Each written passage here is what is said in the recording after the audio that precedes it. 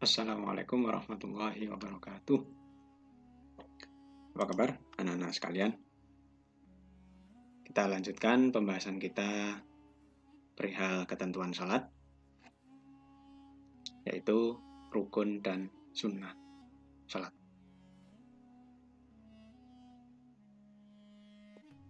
Apa itu rukun salat?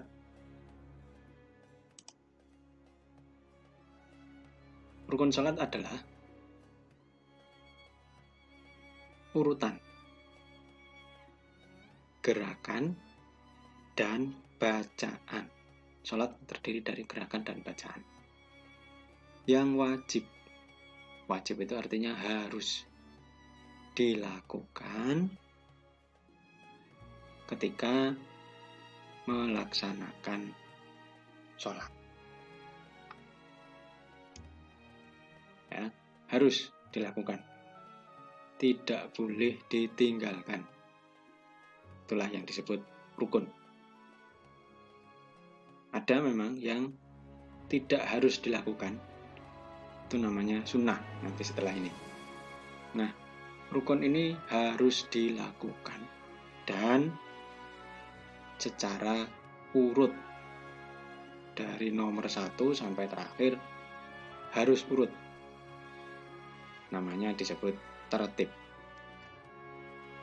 Itulah yang disebut rukun salat. Nah, apa saja yang termasuk rukun salat? Yang pertama adalah niat. Namanya niat itu adalah ada kesengajaan dalam diri kita, dalam hati kita, dalam pikiran kita untuk melaksanakan sholat.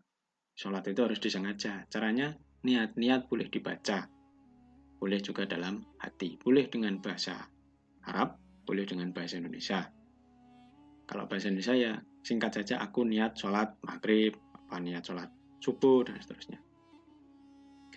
Kalau dengan bahasa Arab bisa dengan usolli, fardhol, maghribi, dan seterusnya.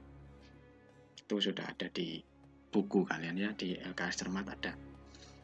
Silahkan nanti kalau mau menyimak. Pasan tidak bisa menulis di sini. Nah, niat ya harus dilakukan. Boleh dalam hati, boleh diucapkan seperti tadi.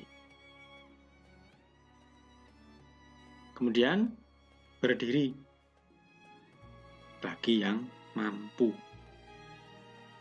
Berdiri menghadap kiblat itu loh. Nah, menghadap kiblatnya kan termasuk syarat sah. Nah, berdirinya itu termasuk rukun sholat bagi yang mampu. Jika tidak mampu berdiri, boleh duduk di kursi, boleh, atau duduk bersimpuh, boleh. Kalau tidak mampu berdiri, kalau mampu berdiri ya berdiri. Tegak seperti itu. Kemudian takbiratul ihram. Melakukan takbiratul ihram itu adalah mengucapkan Allahu Akbar yang pertama kali. Takbir itu ya takbir membaca Allah Akbar. Ihram itu menghormati.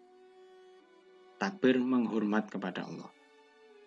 Nah, itulah yang dinamakan takbiratul ihram. Ini harus dan harus diucapkan dengan seru. Tapi tidak harus keras-keras ya. Harus diucapkan, keluar suaranya.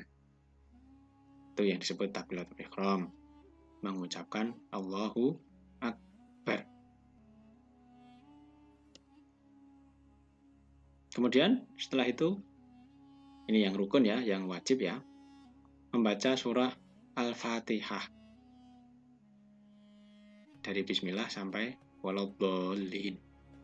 Kalau amin itu bukan termasuk surat Al-Fatihah. Amin itu nanti masuk ke sunnah salat.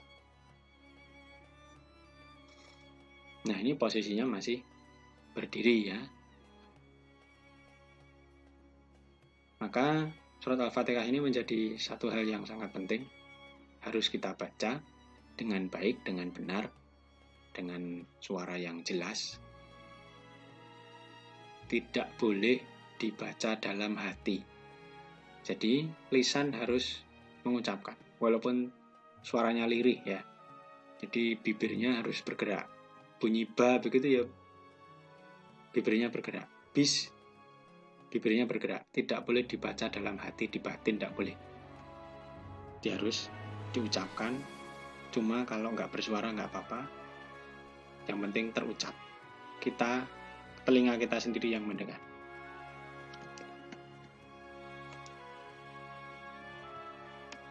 Baik. Kemudian yang berikutnya adalah rukuk secara tumak ninah. Rukuk itu seperti apa? Seperti ini. Membungkuk. Tumak ninah itu berdiam sebentar. Menenangkan diri sebentar ketika rukuk. Ketika membungkuk itu berhenti sejenak, itulah namanya tumak ninah. Tidak boleh langsung bungkuk langsung berdiri lagi, tidak boleh. Ya, mendat-mendat itu tidak boleh. Harus berhenti sebentar, itulah yang namanya tumak ninah. Iktidal.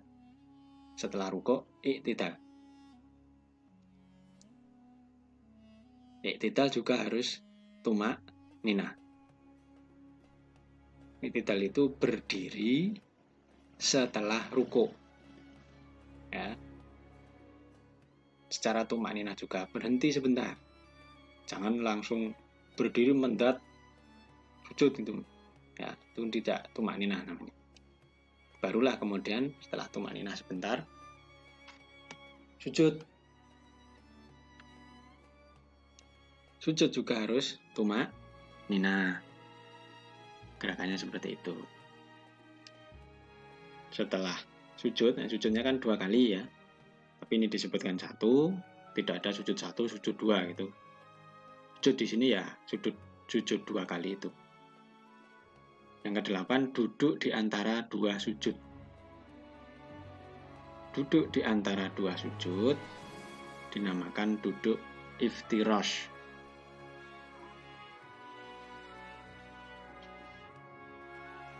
Jadi pantatnya menumpangi kaki kiri dan kaki kanannya jarinya ditekuk.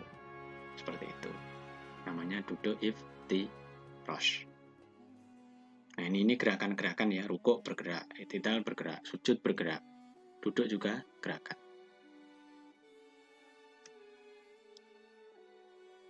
Kemudian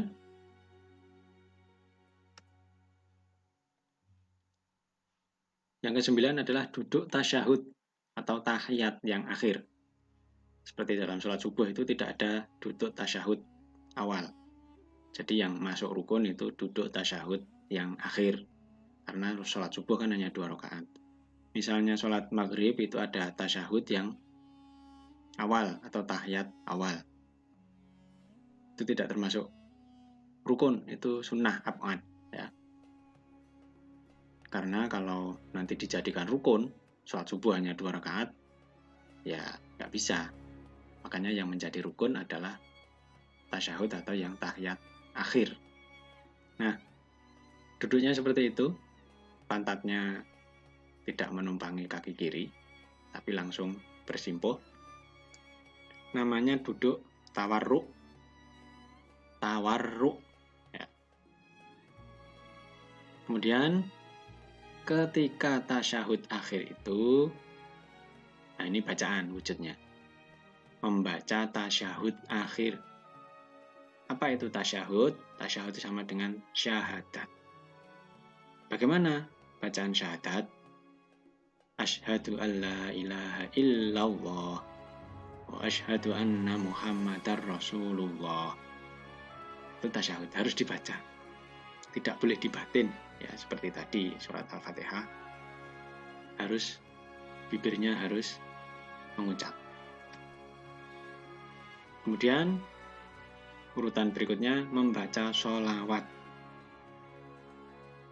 Sholawat itu bunyinya Allahumma sholli ala Muhammad wa ala ali Muhammad. Ya, itu sampai kepada sholawat kepada Nabi Ibrahim. Allahumma sholli ala Muhammad wa ala ali Muhammad kama shallaita ala Ibrahim wa ala ali Ibrahim wa barik ala Muhammad wa ala ali Muhammad kama barakta ala Ibrahim wa ala ali Ibrahim fil alamin innaka Hamidum Majid. Itulah sholawat. Nah, ini wujudnya bacaan. Nomor 11, sholawat juga bacaan. Yang ke-12, ini berbarengan mengucap salam Assalamualaikum warahmatullahi sambil menoleh ke kanan. Menoleh ke kanan. Jadi ini jadi satu. Mengucap dan menoleh. Menolehnya harus benar. Sampai pipi kita terlihat dari belakang. Tidak cuma menengok sedikit, tapi harus menoleh banyak. Nah, tadi ada gerakan, ada juga bacaan. Gerakan-gerakan seperti itu dan bacaan juga ada. Ya, ini harus urut dilakukan, maka rukun yang ke-13 pun disebut dengan istilah tertib. Harus urut dari nomor 1 sampai 12 dilakukan secara urut. Nah, ini rukun sholat.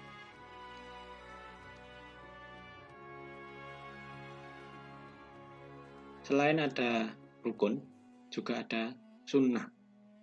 Kalau rukun itu harus, nah, sunnah itu yang bagaimana? Sunnah sholat adalah ya ada gerakan, ya, dan juga ada yang wujudnya bacaan. Kalau rukun tadi wajib harus, kalau sunnah ini dianjurkan, tidak wajib untuk dilakukan. Namanya dianjurkan, kalau kita melakukan dapat pahala. Kalau kita tidak melakukan juga tidak berdosa. Tapi ya, kalau sampai kita tidak melakukan itu eman-eman, sayang sekali. Ya, karena menambah pahala sholat, jadi sholatnya pahalanya tambah banyak. Ini dia. Kalau tadi rukun itu harus, ya sekali lagi, sunnah ini dianjurkan. Dilakukan berpahala, tidak dilakukan tidak berdosa.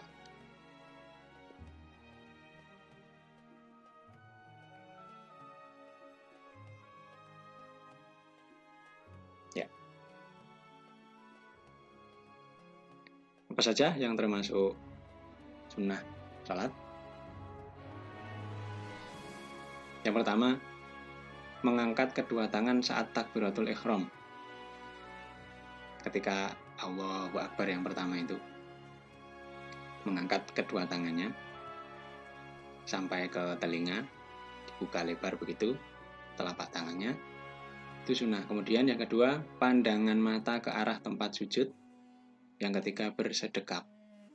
Nah, seperti itu. Ini sunnah. Kalau tidak bersedekap ya tidak apa-apa, sholatnya tetap sah. Cuma kalau bersedekap itu menambah pahala sholat kita dan juga menghindari hal-hal yang tidak diinginkan.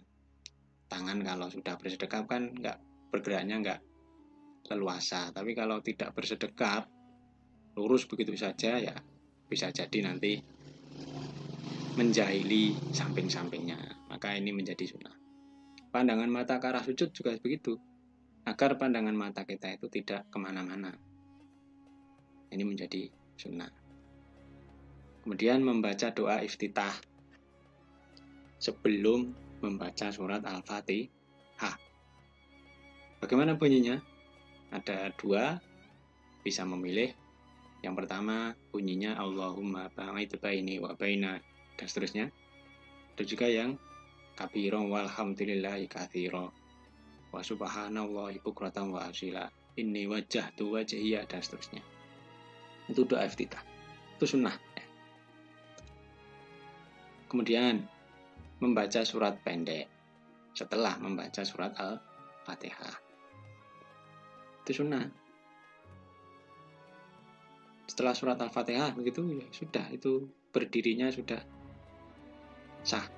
Tidak membaca surat pendek sah. Cuma kita tambah surat pendek agar pahala sholat kita bertambah lebih banyak. Itu.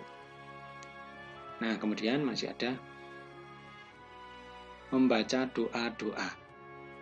Apa saja? Rukuk, i'tidal, sujud, duduk di antara dua sujud. Doa rukuk, subhanaka Allahumma, sama dengan doa sujud. Ada yang berbeda doa rukuknya, yaitu subhana rabbiyal azimi wa bihamdi. Doa sujud, subhana rabbiyal a'la wa bihamdi. Ya. Itu doa-doa itu diucapkan. Kalau tidak ya nggak apa-apa. Asalkan rukuk, i'tidal, sujudnya yang rukun-rukun dilakukan. Tapi memang lebih baik kalau kita baca doa-doanya. Maknanya kan sangat bagus.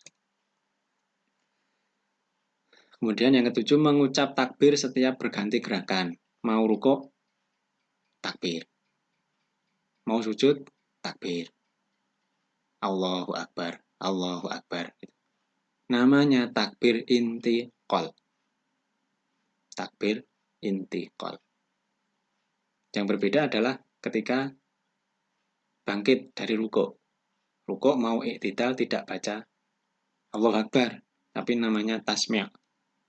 Sami Allahu liman hamidah. Kemudian 9, membaca doa perlindungan sebelum salam. Sebelum salam itu ya, tahiyat akhir sebelum salam kita baca dulu Allahumma inni a'udzubika, dan seterusnya. Min adzabi jahannam itu ya. Sampai dajjal, itu perlindungan dari siksa neraka dan fitnah dajjal. Kemudian membaca salam kedua.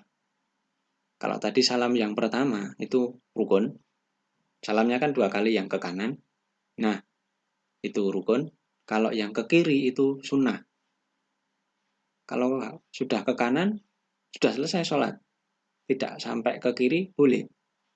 Cuma kita tambah agar sempurna sholatnya. Nah, ini ada 10. Mungkin masih banyak lagi, misalnya membaca amin. Kemudian menunjuk jari ketika at-tahiyat, itu juga sunnah. Menyempurnakan duduknya, menyempurnakan sujudnya, itu juga sunnah. Nah, baik anak-anak. Kemudian rukun sunnah ini dia yang membatalkan sholat. Sholat itu bisa batal. Yang pertama, kalau banyak bergerak yang bukan gerakan sholat. Misalnya kukur-kukur kok kebanyakan. Ya, kukur-kukur temennya, sikut-sikutan, injak-injakan kaki. Itu kan bukan gerakan sholat. Maka sholatnya bisa batal kalau seperti itu. Banyak bergerak. Kemudian berbicara, membaca sesuatu yang bukan bacaan sholat. Ngomong-ngomong, batal sholatnya. Tertawa, terbahak-bahak. Kalau hanya tersenyum, itu masih nggak apa-apa. Asal senyumnya sebentar. Kalau sudah tertawa, berkali-kali, cekikian maupun cekakaan, batal sholatnya. Makan dan minum. Ketika sholat kok makan atau minum, ngemut permen misalnya, ya batal sholatnya. Itu ya. Nah, yang nomor 1-4 itu sholatnya batal. Tidak perlu wudhu lagi, tapi mengulang dari awal. Tapi kalau nomor 5 ini, semua yang membatalkan wudhu, maka wudhunya batal, sholatnya juga ikut batal. Misalnya, buang angin. itu batal wudhunya, batal pula sholatnya, maka harus diulang dari wudhu, kemudian sholat lagi dari awal. Ya. Nah, yang keenam ini, terbuka auratnya, ini tidak membatalkan wudhu. Diulang saja sholatnya dari awal. Cuma kalau ini tidak sengaja, misalnya kena angin, kok balik lagi kita tidak tahu, ya tidak apa-apa. Tapi kalau terbuka karena kita tahu, atau karena disengaja oleh diri kita sendiri, dan kita tahu terbuka auratnya, maka batal sholatnya. Berubah arah kiblat, bergerak-gerak sampai berubah arah kiblatnya, itu juga membatalkan sholat. Nah, anak-anak, yang terakhir adalah hikmah sholat. Hikmah itu manfaat yang bisa kita petik saat sholat. Setelah melaksanakan sholat kita istiqomah akan mendapatkan hikmah. Yang pertama, terbiasa menjaga kesucian dan kebersihan. Suci badannya, bersih juga badannya. Suci pakaiannya, bersih juga pakaian. Tempatnya juga seperti itu. Jadi terbiasa, karena sholat wajib setidaknya 5 waktu, ditambah sunnahnya banyak sekali. Maka dalam sehari itu kita suci dan bersih berkali-kali. Maka terbiasa menjaga itu. Kemudian yang kedua, mencegah perbuatan keji dan mungkar. Orang yang sholatnya baik, insya Allah orangnya pun baik. Tidak aneh-aneh perbuatannya, tidak keji, tidak mungkar. Keji itu ya, mungkar itu ya nakal, jahat itu ya. Kemudian yang ketiga, membina kebersamaan dan persaudaraan, terutama sholat jamaah, sholat Jumat, sholat tarawih juga ya. Banyak sekali jamaahnya, maka bisa membina kebersamaan dan persaudaraan antar sesama umat Islam. Yang keempat, melatih disiplin. Waktunya subuh, bangun. Gitu ya? Waktunya zuhur, ya istirahat sebentar dari pekerjaan. Dan seterusnya, agar terlatih, teratur waktunya. Disiplin jadinya. Yang kelima, menyehatkan badan. Sholat itu kan seperti orang senam, ya. Dengan sholat rajin, badannya pun sehat. Yang keenam, tentu saja mendapatkan pahala dan juga diampunilah dosa-dosa kita. Nah, anak-anak sekalian, itu saja yang kita bahas. Semoga menjelaskan. Saya akhiri. Assalamualaikum warahmatullahi wabarakatuh.